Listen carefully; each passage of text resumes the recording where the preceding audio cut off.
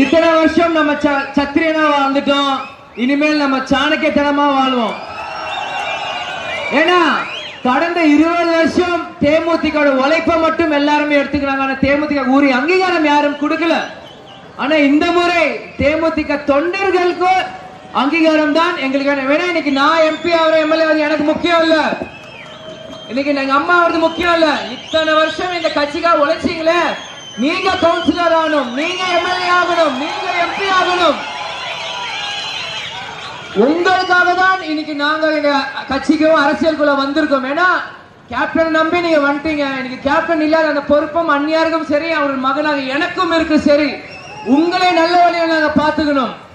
இன்னைக்கு தேமுதிக காரங்க இன்னைக்கு வந்து சட்டசபைக்குள்ள போறாங்கன்னா அது தேமுதிக ஒரு பக்கம் நல்லதா இருந்தாலும், தேமுதிக சார்பில் ஒரு சட்டசபைக்குள்ள ஒருத்தர் போறாருன்னா அது கேப்டனே உள்ள போற மாதிரி